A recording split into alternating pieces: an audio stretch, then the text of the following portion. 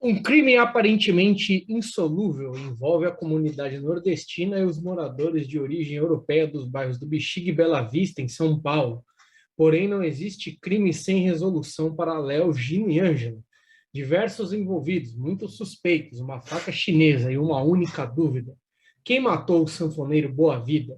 Está começando o nosso 10 minutos de rebu e hoje nós vamos falar sobre o livro Um Cadáver Ouve Rádio, do escritor Marcos Rey. Segue a vinheta.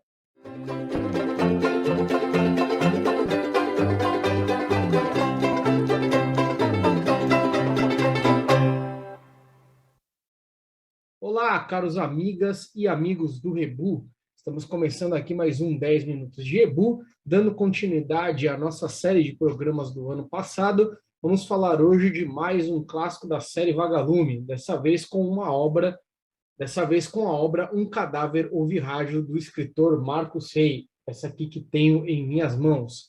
Começando aqui, eu vou falar um pouco sobre a obra em geral. O livro foi publicado pela primeira vez em 1983, com aquela capa clássica da série Vagalume. Essa aqui, né? Mas as últimas edições do livro, como por exemplo essa que eu tenho em mão, saiu pela Global Editora, né? Basicamente todos os livros do Marcos Rey, eles saíram com esse formato aqui, né? E o Marcos Rey é um autor que não possui o formato das obras das edições que brilham no escuro.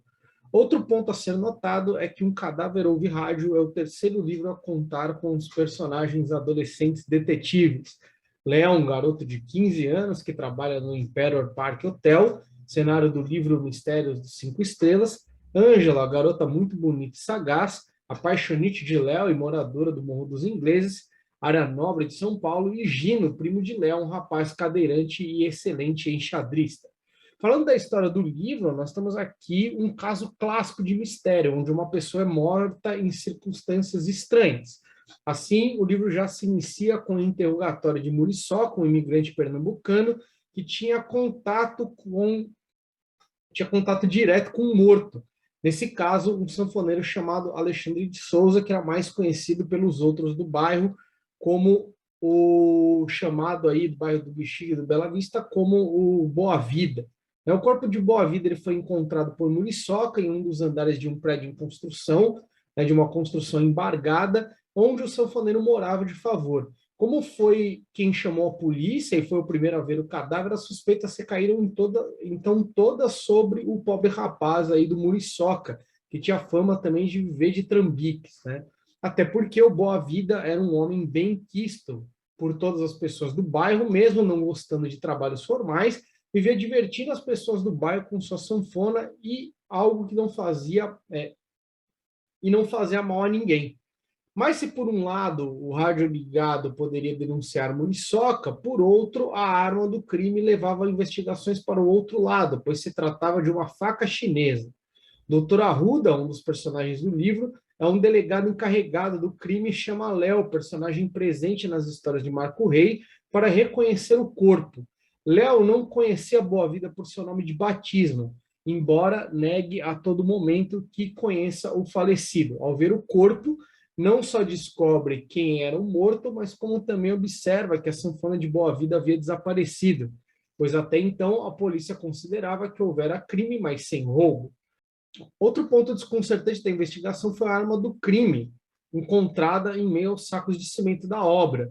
Um tanto peculiar sabre chinês, que vai dar um outro tom aí às investigações, né? O caso ainda se desdobra e fica mais intrigante quando aparecem três pessoas. Elvira, a esposa de Boa Vida, dona de uma loja de gaiolas na região da Liberdade, lembrando que até então ninguém achava que o Boa Vida sequer tinha parentes, quanto mais uma mulher. João Valentão, um sanfoneiro cheio de trambiques também, que estava com a sanfona de Boa Vida e era conhecido de Muriçoca, e Sandoval de Souza, primo irmão de Boa Vida, que era empresário do ramo da telefonia móvel. O livro vai se desenrolando, então, em cima do principal suspeito, que é João Valentão, afinal, com ele que se encontra a sanfona de Boa Vida. Há, inclusive, um momento de tensão, onde Léo vai atrás de João Valentão, em um lugar conhecido como Beco do Sebastião. Depois de uma tentativa frustrada, Léo acaba apanhando de João, mas depois Ângela descobre a sanfona de Boa Vida. As suspeitas aumentam cada vez mais sobre João Valentão quando Muriçoca e Elvira recebem ameaças anônimas por telefone em nome de um certo sujeito que se dizia passar como amigo de João Valentão. Mas as suspeitas caem por terra quando eles descobrem que João está trabalhando em um circo animando crianças e por isso estava usando a sanfona de Boa Vida, que havia emprestado, né, um instrumento para o João Valentão. Mais uma reviravolta acontece quando um suposto chinês, Zhang Xi, aparece na história. Ele tem uma certa relação com Elvira, pois usava sua loja para guardar produtos contrabandeados e falsificados, assim como sua descendência chinesa também é falsificada. Slang, na verdade, é Laudelino da Silva, um capixaba, né, esse morador aí, né, ou melhor, nascido, né, natural do Espírito Santo, que se passa por um chinês por conta dos seus negócios. Inclusive, a faca do crime é um brinde falsificado de quem compra os seus produtos, que também são falsificados. Elvira, então, é morta em circunstâncias misteriosas e Muriçoca, correndo risco de vida, é forçado a voltar para o Nordeste. Mas, afinal, se nenhum dos três era o assassino, quem poderia ser? Para saber isso, você vai ter que dar uma lida aí no livro e descobrir como Gino chegou à sua conclusão certeira. Tá? O livro do Marco Sei é um livro muito interessante na condução do mistério e a resolução do caso, que é feita por um adolescente, se mostra muito compatível com a narrativa que segue.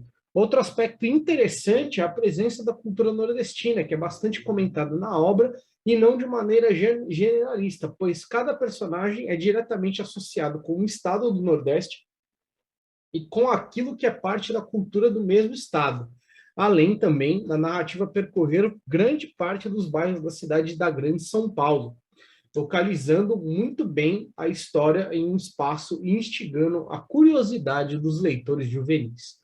Caros amigos do Rebu, esse foi o nosso 10 minutos de Rebu, um cadáver ouve rádio da série Vagalume. Vale a pena ler? Ou se vale? Até a próxima.